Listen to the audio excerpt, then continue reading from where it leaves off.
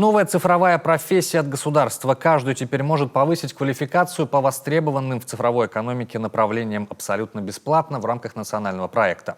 Это программы базового уровня в таких областях, как кибербезопасность, цифровой маркетинг, 3D-моделирование, разработка приложений, промышленный дизайн и другие.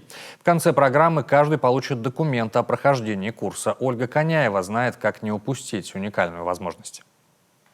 Это уникальный роботизированный тренажер «Футбот». Всего за 15 минут игрок может выполнить столько технико-тактических действий, сколько сделал бы за неделю обычных тренировок.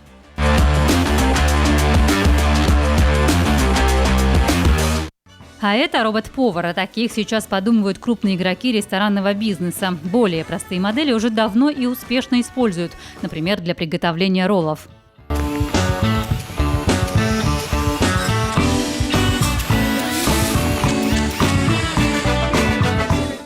Здесь половину сотрудников заменили малыши-погрузчики, обрабатывают 200 тысяч посылок в день, сканируют, отправляют в специальные отсеки, работают круглосуточно, сами заряжаются.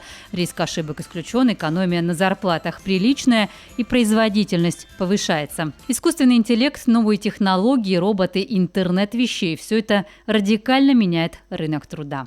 Цифра – это тот двигатель прогресса, да, который позволяет трансформировать процессы и делать работу быстрее, качественнее, лучше, чем ты это делал там, на бумаге. Да. Поэтому надо стремиться к этому, надо развиваться. Это будущее, особенно молодым людям и людям, в принципе, из старшего возраста. Им нужно успевать за молодежью, да, поэтому нужно учиться. У нас сейчас непрерывное образование.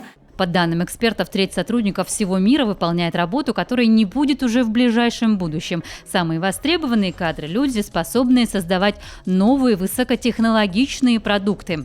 Познакомиться с новой современной профессией или повысить свой пока не продвинутый уровень жители Коми могут бесплатно в рамках федерального проекта «Кадры для цифровой экономики». Для этого заполняем заявку на сайте цифровойсертификат.рф и выбираем одну программу из 22 возможных.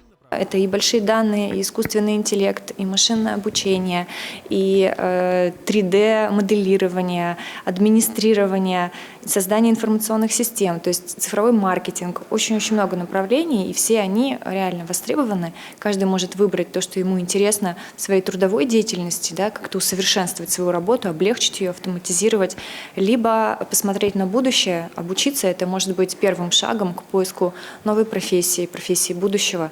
Среднепрофессиональное или высшее образование, возраст от 18 до 65, постоянная или временная регистрация в регионе. Такие требования к претенденту на обучение. Курсы в дистанционном или электронном формате проведут разные вузы страны, в том числе и наш, Сыктывкарский госуниверситет имени Петерима Сорокина. Граждане Республики Коми, записавшись на эти курсы через сайт Сыктывкарского государственного университета, могут на них обучаться. Курсы разрабатывали преподаватели Института точных наук и информационных технологий. Они же являются и модераторами, оценщиками по этим курсам. У жителей Республики Коми есть возможность выбрать любой вуз, любую образовательную организацию, которая подобные курсы разработала и выложила.